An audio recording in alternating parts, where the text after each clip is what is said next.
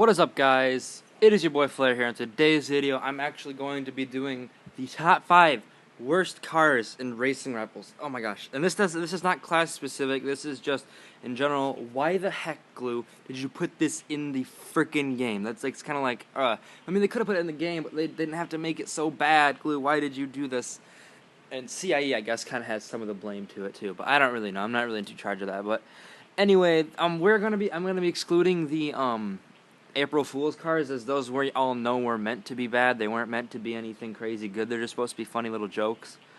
And I also want to say that the reason that I'm calling these the worst cars is not because of looks or not because of value. They could still be valuable. They just could be really crappy or really hard to drive and just still have that value. So anyway, let's get started with this list. So coming in at number 5, obviously is going to have to be the Datsun 510. I have to put this in the list. Everyone who knows what the Datsun is knows that I have to put this in the list. This car is not exactly hard to drive, but this car is just pointless to have. I mean, now it isn't because it's not really in the showroom anymore and it's a little bit valuable, but I guess not really that like crazy much.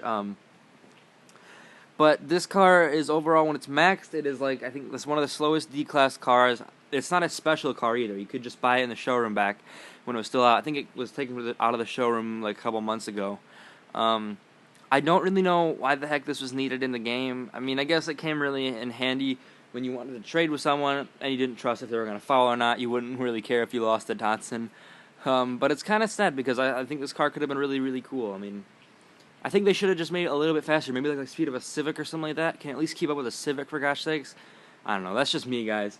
So let's move on to number 4. Coming in at number 2 on the list, have to be the Hyundai Genesis BTR. Now, this car was, I guess, pretty good. I mean, it was, I guess, it is now. It's fixed. I mean, it wasn't though. The reason I'm putting this on the list is because it was R2 originally when it was released, and it was slower than a Stella at R2. Just kind of odd. Why the heck would Glue do that? It was just kind of pointless to have. I mean, I have 3, but it was kind of pointless to have. I ended up winning these in an RX-7 GT spec back when these were still considered an R2 class car. The only reason I'm putting this in is because it was an R2 class, but I'm putting it so high on the list because they did put it back to R, so it's still relatively pointless to have because it costed so many gems and it was just in the end not really that great of an investment. So that's really all I have for number 4. So let's move on to number 3. Coming in at number 3, we've got the Pagani Huayra. Now, this car is not extremely bad. I mean, it runs pretty decent times. Excuse me there. There's some people that can really race these pretty well, but the fact that they really only hit 6.9, I don't know if they can hit 6.8. Never heard of it happening, but I wouldn't doubt it. But these cars are really just extremely hard to launch.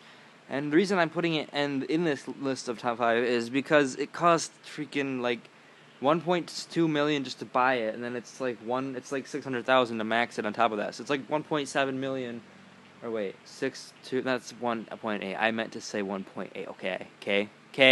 1.8 million or so. I'm probably not right about the maxing part. I don't really know because I've never actually personally maxed one of these cars before.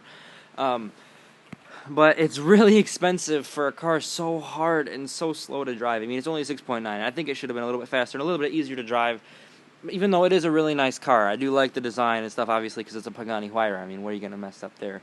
It's a pretty beautiful car, but, you know, that's just my opinion. Again, these are all based on my opinion. So if you like these cars, that is 100%, that's 100% your decision. I'm talking to you, Cocoa Biscuits. Cocoa Biscuits. Talking to you. This guy right here, he's like a legend in the freaking Pagani Huayras. So, I guess I shouldn't diss it, but it's number 3.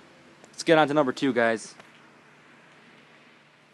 Coming in at number 2 on this list, and this should really be no surprise to anyone that it is on my list, that is the BMW 128i Coupe. Because Glue, this car, for one, is impossible to launch. Second, it's C-Class, and when max is really, it's like one of the slower C-Classes if you can freaking hit the launch. And it's just an overall really, really bad car. You should never use it. It's not really good for any turf tunes. It's not really good for really anything. I guess that's why it's a C-Class and it's cheap and it's a piece of crap. The only thing keeping this thing from number 1 on my list is the fact that there's one that you can spend much more and have much more of a headache trying to launch and trying to get a good time with. But this is obvious. This is an easy decision for me to put this on this list. It is an absolutely horrible car. So if you guys haven't driven one, pick one up, drive one, and you'll understand my headache. Let's move on to number 1, guys. Alright, guys, back with number 1 on the list. And some of you guys are going to hate me for this one because, you know, Shelby GT500s in real life are actually pretty cool. And you know what? I agree with you. They are some really cool cars. I've seen quite a few, and I've heard their engines. They're nice, they sound loud, they're so cool. But in Racing Rivals, you decided to screw this car up so bad. It's so hard to launch. It's impossible to launch. I mean, Pigpen would probably have a challenge launching this. I mean maybe. I don't really know if that's necessarily true. But you know, I have a challenge. I have only perfect launched this car once ever, and it was this specific one, and it was only 1656. But the max one is so much harder. It's really is. The fastest time I've ever hit in this car in a maxed one, I think, was like 8.5 or 8.6 because I missed the launch. I can't hit a perfect launch in this car.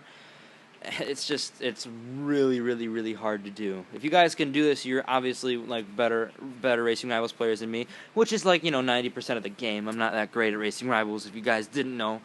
But this car, it had to be put on my list. The reason I'm putting this number 1 is not because I love, like I said, I love Shelby GT500s. They're nice cars, but it's only in real life. This is a game. This game has kind of ruined it. And the only reason it's number 1 is because over the 128i is because this literally costs gems, and it just costs more. It's worth more, but it's still so bad, and so is equally unusable. I mean, a lot of people who have them, like me, I have a couple, I think. I don't want to go through my thing right now, but I have a couple. I just kind of have them because of the fact that they're cool, not because I want to race them, just because they're cool. I like Shelby GT500. So you guys maybe agree or disagree with this list. You know, that's 100% your opinion. Leave a like on this video if you did enjoy. If you want to make another video, maybe like, I don't know, best cars, or just, you know, best turf tune cars. I don't know. I'm just kind of throwing things out there. I just wanted to make something a little bit different today, versus me pinking and complaining about how I lose and how there's lag and stuff in my game. Blah blah blah blah blah. You know, the basic stuff that you always see in them. You just love when I lose. Anyway, guys, subscribe for more content like this in the future. Leave a comment down below saying what you'd like to see in my next videos, or if you did enjoy this video, or if you agreed with any cars, or if you think there's any cars that needed to be on this list that I didn't put on there. So, it's been your boy Flair. Peace out.